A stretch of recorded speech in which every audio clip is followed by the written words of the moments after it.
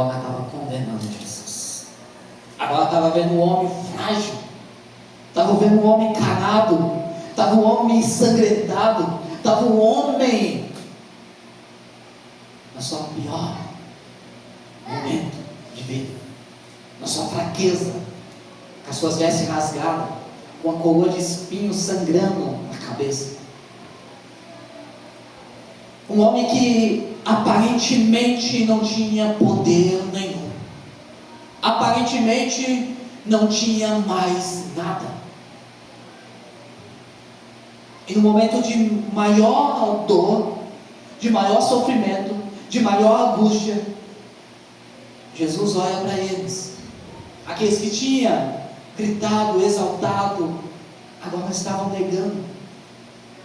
E Jesus olha para ele: Pai, perdoa-os, porque eles não sabem o que fazem. Ao longo do tempo, ao longo da história, nós encontramos homens perdidos que não sabem o que estão fazendo. Homens que é mais seguido pela maioria do que sua opinião própria. Como o pastor falou aqui na mensagem, o questionar, o perguntar é fundamental para nós que somos cristãos. Pessoas que estavam exaltando, agora estavam condenando. Que loucura, que doideira é essa? Pelo momento de pressão que eles olharam Jesus, que era fraco agora, eles estavam negando Jesus. Agora Jesus não era nada. Jesus agora é um fraco, que não pode mais nada. Quem pode agora? Quem que é os poderosos agora? Quem que pode me salvar agora? Esse Jesus aí está lá, pendurado na cruz. E aí Jesus fala: eles perdoam, porque eles não estão enxergando o que eu enxergo, amém? Eles não estão vendo o que eu vejo, amém? Eles não sabem que eu que deveria vir. Ao longo da história, nós temos o primeiro homem, a primeira aliança que Deus fez com o homem, Adão e Eva. E ali nós temos a primeira aliança, e nós sabemos que o homem caiu, pecou, e ele foi expulso do jardim, e quebra-se a primeira aliança. Deus vem novamente e faz uma segunda aliança. Parece que Deus não sabia o que estava fazendo, irmão, quando você vai ler a Bíblia. Parece que Jesus, ou Deus, não sabia o que ele estava criando, porque o homem pecou, o homem foi expulso, e Deus faz uma segunda aliança com o homem. A terra está perversa, a terra está em pecado, a terra está em destruição. Deus vai e ia destruir tudo. E Deus chama Noé e faz uma aliança com o homem novamente. E destrói toda a terra, todo ser, todo animal, toda vida, e sobra uma família. E sobre essa família, Deus faz uma aliança novamente. Mas aparentemente parece que a aliança quebrou novamente, porque ao decorrer da história não resolveu. A escravidão continuou, o pecado continuou, a destruição continuou, o homem continuou sendo orgulhoso, o homem continuou sendo destrutivo, o homem continuou escravo, o homem continuou um matando o outro. Não resolveu. O dilúvio não resolveu. Deus faz a terceira aliança, e nós sabemos que foi a aliança com Abraão, que através de Abraão, que é o pai da fé, viria o Messias. Então Deus faz uma aliança, que ele seria pai de multidões, e Deus faz a terceira aliança, e nós sabemos que através de Abraão nasceu Isaac, e de Isaac nós sabemos que nasceu Jacó, que nasceu as 12 tribos de Israel. Só que Abraão, apesar de ser o pai da fé, apesar daquele que foi transformado muito, não resolveu o problema, irmão. Não resolveu. Nós sabemos que Abraão foi separado um filho só de Abraão, mas Abraão teve muitos e muitos outros filhos, além de Isaac. Só que de Isaac ia nascer a descendência. E a terra não mudou através de Abraão. Os homens continuam matando e destruindo vidas e pessoas. O coração do homem não foi transformado com a aliança de Deus com Abraão. Não mudou nada. O homem continuou na sua destruição. O homem continuou no seu pecado. O homem continuou na jornada destrutiva. Então Deus fez mais uma aliança. Nós sabemos que a tribo de Israel, nós entramos na Páscoa, que aí nós entramos na aliança depois da escravidão. Passou-se muito tempo, Deus olha para a terra e vê que os homens estão escravizados. E Deus faz uma quarta aliança, agora com Moisés. E aí nós conhecemos a Páscoa. Só que é interessante da Páscoa, não sei se você já parou para pensar, quando Deus criou a Páscoa, não quer dizer libertação de um novo caminho, de uma nova história, de um novo contexto, que Deus criou para o homem, Ele criou para um povo só. Não sei se você já refletiu sobre isso. Ele não criou para pegar terra. Ele criou para um povo só, a Páscoa. Não foi para toda a humanidade. A Páscoa foi criada por um povo só, que vinha da descendência de Isaac. E através de Moisés ele fez uma nova aliança agora com leis. Agora os homens vão obedecer porque nós estamos criando uma lei. E sobre a lei, nós estamos criando o que os homens precisam fazer ou não fazer. E nós vamos ter um ritual para se limpar o coração dos homens. Mas também não resolveu. Não resolveu. O homem continuou a mesma história de destruição da vida. Não resolveu. E com isso, a consequência, a destruição, nasce-se a quinta aliança.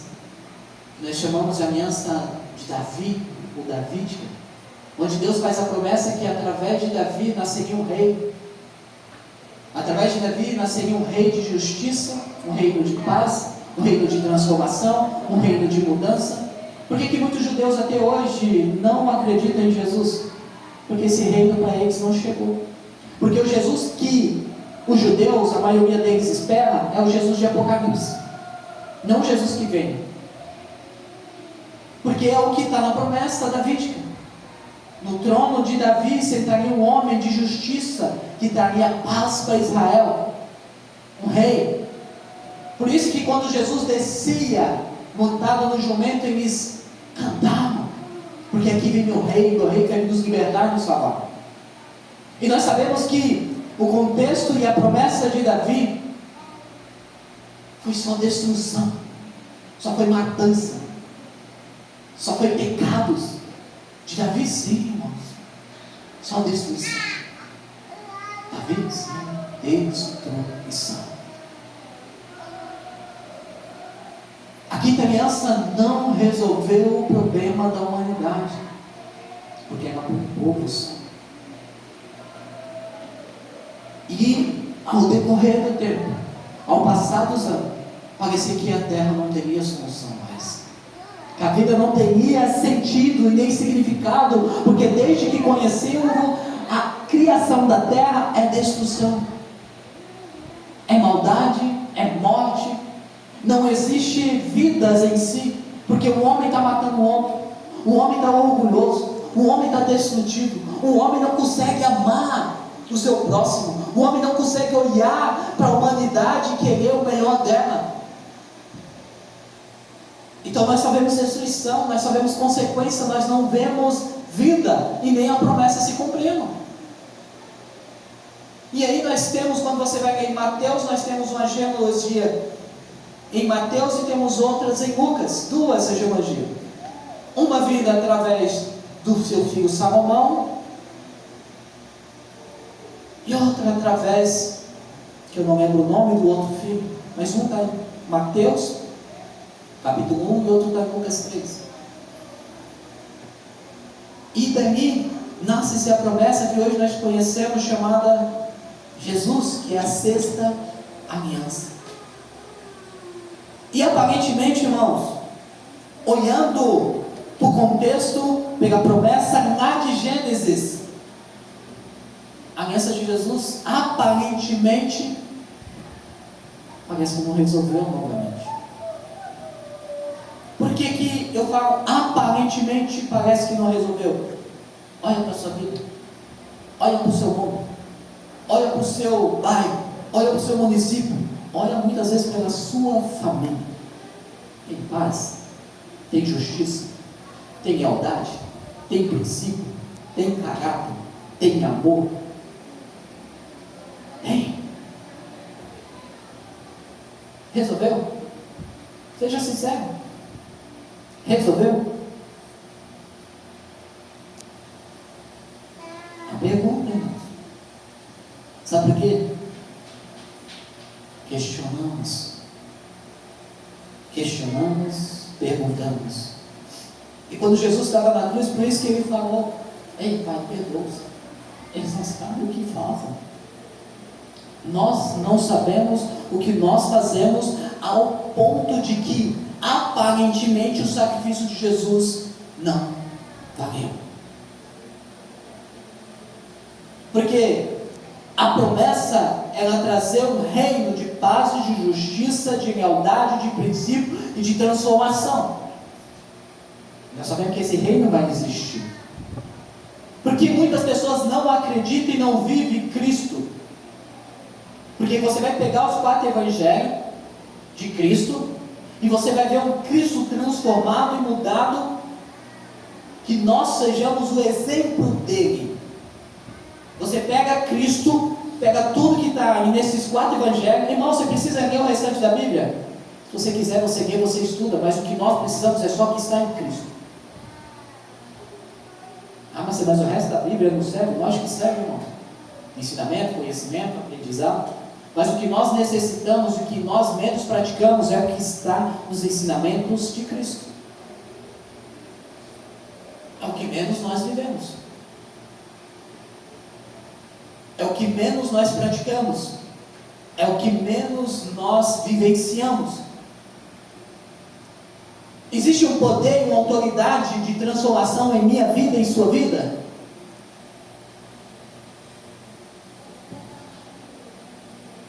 Abri aqui em Coríntios, 2 Coríntios 2:10, para você entender o que ocorre. 2 Coríntios capítulo 2, versículo 10 e 11. Diz assim, 2 Coríntios capítulo 2, versículo 10: em quem perdoardes alguma coisa, eu também perdoo. Porque se eu perdoei alguma coisa, e que perdoei por causa de vós, ou perdoei na presença de Cristo. Aí vai falar um segredo, uma chave, para que Satanás não obtenha vantagem sobre vós, porque não ignoramos os seus objetivos. Entende? Porque aparentemente parece que a aliança de Cristo não resolveu, para que Satanás não obtenha vantagem sobre vós. Como que Satanás obtém vantagem sobre minha vida e sobre sua vida? Por que eu falei que o tema de hoje é cura? Por que o tema de hoje é transformação? Por que o tema de hoje é você olhar para a sua vida? Nós podemos mudar o mundo, irmão, a partir do momento que nós mudamos o nosso ser. A partir do momento que nós mudamos e evoluímos a nossa vida. A partir do momento que nós nos transformamos realmente em uma nova criatura.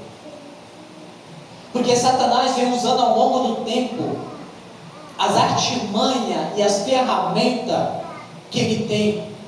É tão interessante que quando você vai estudar sobre essas questões, nós sabemos que nós temos a nossa consciência, que o pecado nasceu através do conhecer o bem e o mal, que a partir desse momento nós não se tornamos mais ignorantes, que nós existimos e sabemos que existe o amor, mas também existe o mal.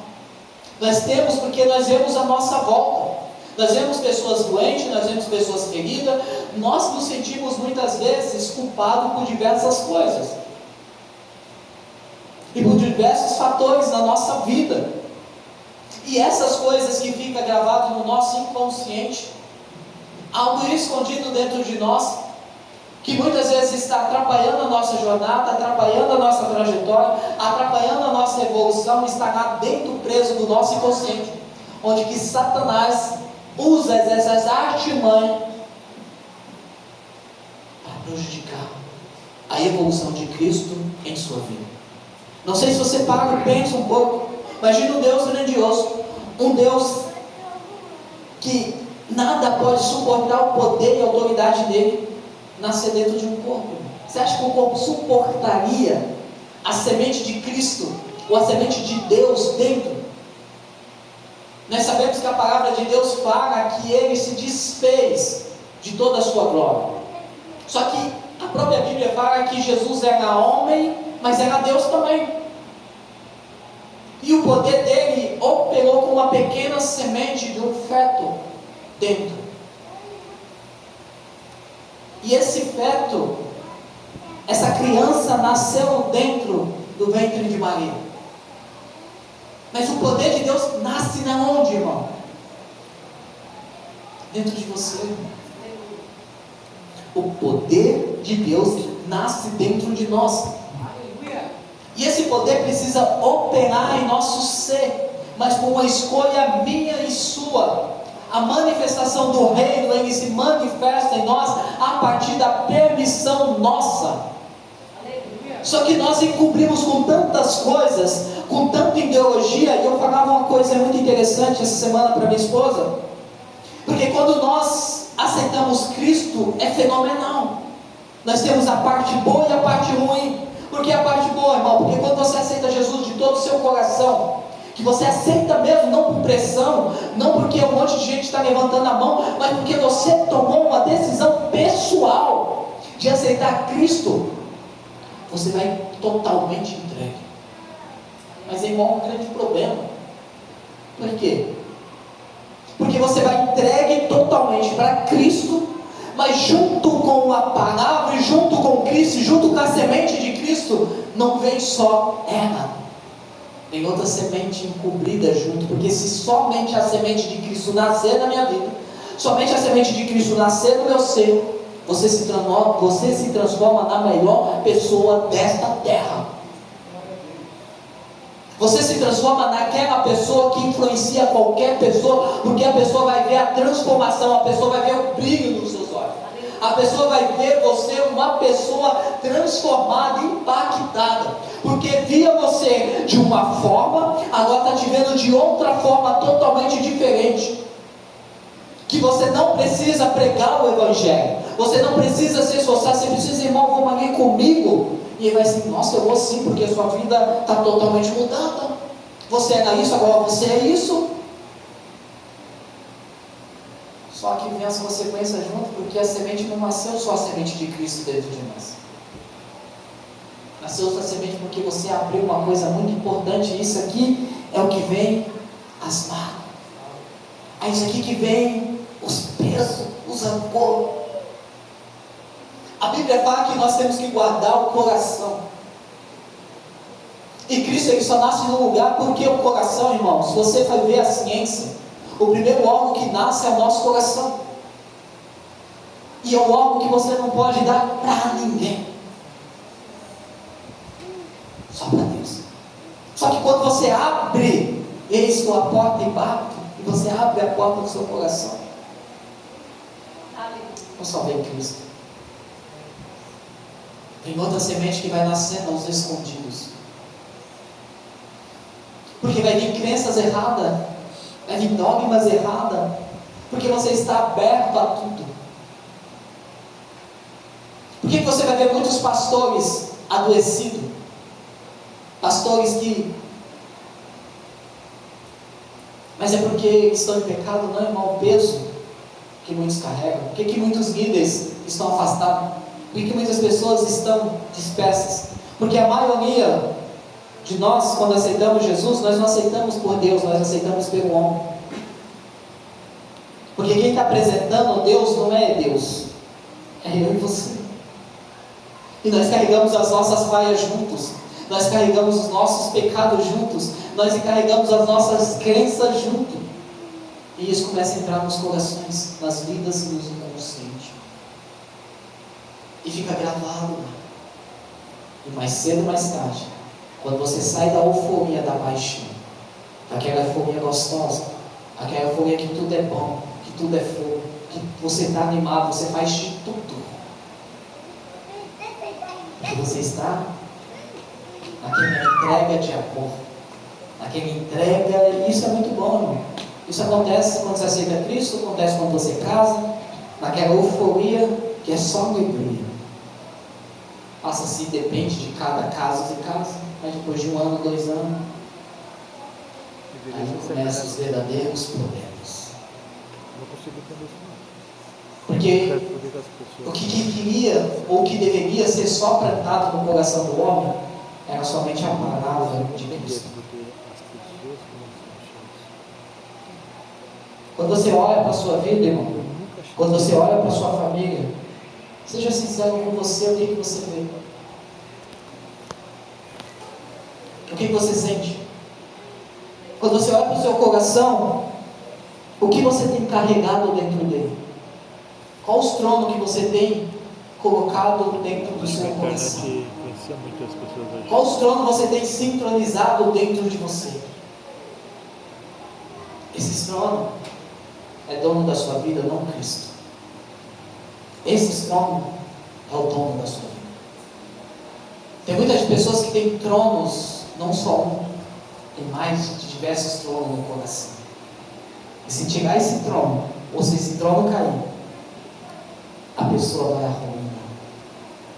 Se não vier alguém para resgatar, se não vier alguém para retirar, se não vier alguém para dar a mão, muitas dessas pessoas nem está mais aqui, porque elas entregou a vida dela e se mataram. Tem pessoas que andam pesado, porque está carregando um peso dentro de si que não consegue liberar, não consegue tirar. Irmão, mas como você sabe disso? É simples, irmão. Deixa eu pisar no seu carro, deixa eu mexer com alguma coisa que você não gosta, deixa eu falar uma palavra que você não concorda, deixa eu falar alguma crença que você acha que não é daquele jeito, você vai ser. E eu estava falando até com o José Carlos, que em algumas tradições ainda as pessoas estão, como que fala, espancando Judas, maiando Judas. Ontem foi maiar o Judas. Só que essas mesmas pessoas que estão maiando ou condenando Judas, estão pedindo a ressurreição no domingo, hoje.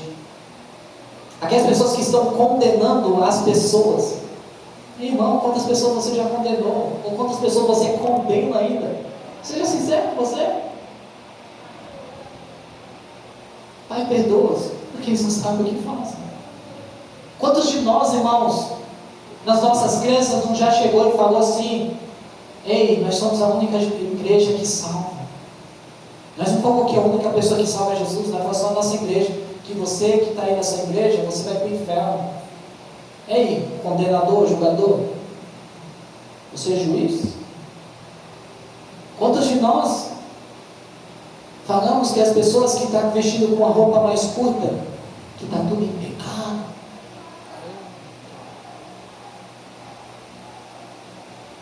Quantos de nós, irmãos, somos apontadores de Deus? Quantos de nós falamos que em diversas regiões está tudo no inferno, tudo sem o capeta? Perdoa-nos, eles não sabem o que falam. Nós pregamos a igreja, não pregamos a Cristo. E no meio de tudo isso, nós vamos criando raiz em nossos corações, achamos que nós somos donos da verdade. E a partir disso, nós vamos criando armadura, e vai criando uma camada de jogadores, que você não sabe o mal que Satanás está usando a sua vida. Sabe para quê?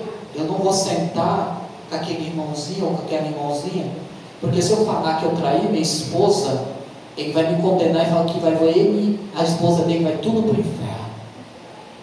Se eu chegar e falar para ele que eu estou usando droga escondido, ele vai falar que eu já estou condenado.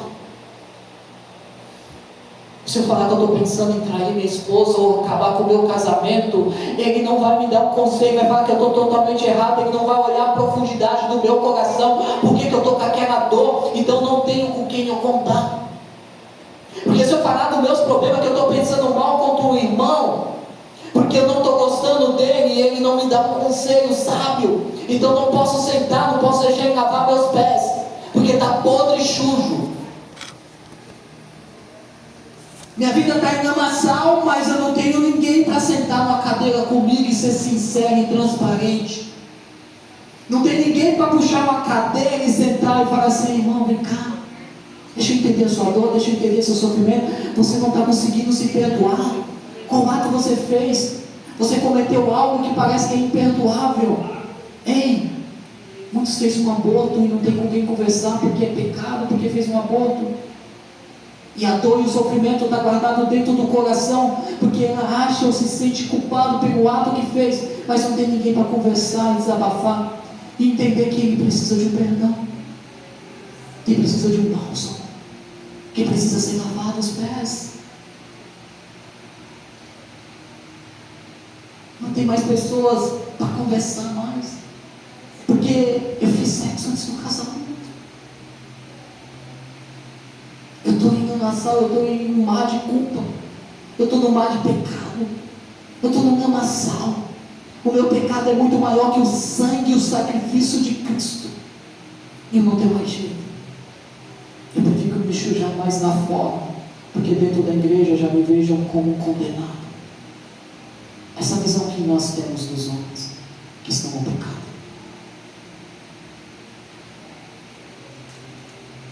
Esse é o julgamento que nós julgamos.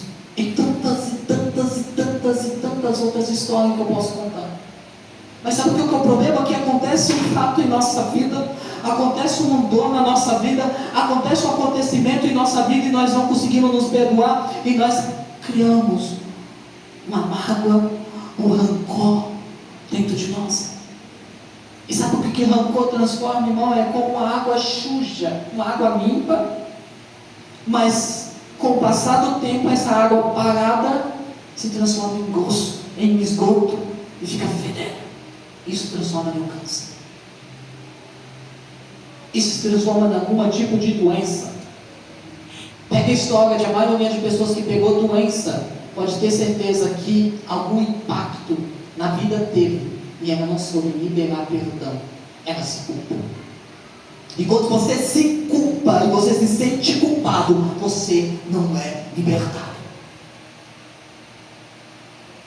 Oração nenhuma vai te libertar, porque a prisão não está na oração, está em você se sentir e deixar ser perdoado. Mas tem pessoa que precisa tirar de dentro o que está aqui, ó, na garganta, te matando. Mas está tão triste que você não tem ninguém para sentar e conversar. Porque os olhares das pessoas é de condenação. Mas as pessoas esqueceram de quê? Que não existe mais nenhuma condenação para aqueles que estão em Cristo Jesus. Aleluia. E nós andamos como condenadores, como julgadores, como mandando um monte de pessoas para o inferno, porque é melhor mandar para o inferno do que para Cristo. Nós somos os marchadores da verdade, nós somos os marchadores da justiça, nós somos os marchadores da ignorância, não do perdão. Perdoa, porque eles não sabem o que fazem. Deixa Satanás usar a vida dele mesmo. Porque essas brechas que Satanás vai usando os corações dos cristãos, porque em vez de nascer Cristo em nós, nascemos condenadores, não libertadores. Páscoa é libertação, cura e transformação. Homens e mulheres transformados para saber ouvir, direcionar, guiar novas vidas e pessoas pelo poder e pela autoridade da palavra em Cristo. Não para julgar, não para condenar, mas sim para levar uma verdade que nem a pessoa está enxergando, para que ela possa entender que ela pode ser perdoada.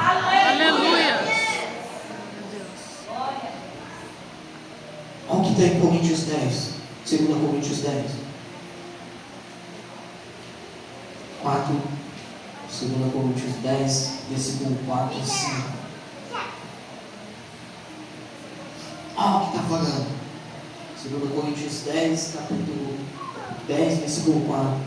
Porque as armas de nossa milícia não são carnais, mas poderosas em Deus, para a destruição de todas as fortalezas. Destruindo o quê? As imaginações e toda altivez que exalta contra o conhecimento de Deus, levando cativo todo o pensamento e obediência de Cristo. Mas essa alma poderosa, essa alma que desfaz uma pessoa que passa anos em amarguração, anos em rancor, anos não se perdoando, anos e achando que ela não merece o perdão. Essa arma poderosa tem poder de libertar, curar e transformar.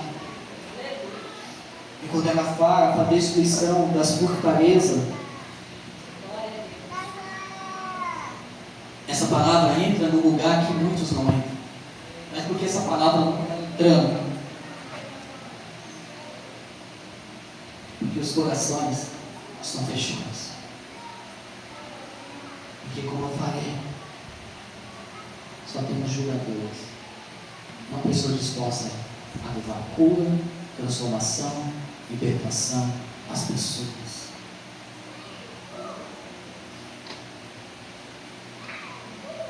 Quando nós olhamos para Cristo, nós sabemos que as pessoas, nós temos um dos exemplos assim, fantásticos,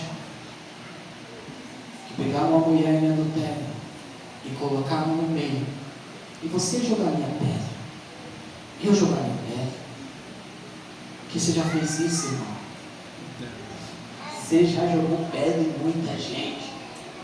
Aí aquele pastor que pecou no altar, traiu a esposa. Olha lá, irmão, vai ver os comentários de algum caso que acontece dentro de uma igreja. E você vai observar, eu já vou aqui direitinho. Você vai observar nos comentários. Vai lá para você ver. Imagine no seu coração o quanto de julgamento você tem contra as pessoas. Quanto de julgamento. Então essa mulher estava ali posta. E todos matam, apedrejam, destroem essa mulher. Porque ela merece a morte. Ela merece porque ela pecou, ela foi pega no ato. Eles estavam apontando que ela foi pega, mas a pessoa que fez com ela, que ela não fez sozinha, cadê ele? Subiu, né? E nós vemos uma frase muito linda de Jesus. Ele olha para a mulher e fala assim: ei, cadê seus acusadores? Ela olha para o lado, olha para o outro, olha para frente, não tem mais ninguém. Jesus olha para ela: nem eu te condeno, vás e não peques mais. Aleluia. O bando de condenadores. Olha para as pessoas: irmãos, seu pecado é pesado. Esse é só para você, não para Cristo. Porque você está olhando para o seu erro, não olhando para Cristo. É pesado, é triste. Nossa, essa culpa, esse rancor, essa amargura. É pesado, muitas vezes é pesado. Tem nome. As pessoas estão te acusando, não estão com aquela mulher, não. As pessoas estão te acusando pelo seu erro, pelo fato que você fez. Até você mesmo está te acusando. Mas não olha para essas coisas, não. Não olha para esses fatos, não. Não olha para esses erros, não. Olha para essa frase que Cristo falou. Ei, mesmo que tenha acusadores, que ele vai ter, olha para você: eu não te acuso mais. E nem você deve te acusar. Nem você deve te acusar, porque isso está te destruindo. Olha para você. Olha para essa enfermidade, para essa doença que está te matando. Não é enfermidade, é a falta de você se curar e liberar de vez a amargura que está dentro de você. De tirar de dentro de você essa falta de você mesmo se perdoar. Então, quando Cristo olha essas armas espirituais, que elas não são carnais, porque não são carnais, irmão, de vez você para para pensar. Onde está seu inconsciente? As coisas que nós temos consciência é muito fácil, mas onde está o seu inconsciente? Onde que ele está ligado? Por que ele fala onde ele está ligado? Porque lá em Efésios capítulo 6, ele fala que as dados, né, assim, as artimanhas, os ataques, contra-ataques de inimigo na nossa mente. É as coisas que estão no nosso inconsciente, porque ele não nos culpa, não nos julga, não nos faz nada daquilo que não está em nós, mas só daquilo que aconteceu na nossa vida, que está no nosso inconsciente, e como o inimigo tem acesso, e Satanás fica usando as vidas para isso. Então, quando você vai olhar para a palavra de Deus, você vai olhar para isso, você tem que entender quem está te condenando. Aceito. Quem está te condenando muitas vezes é você e o seu irmão.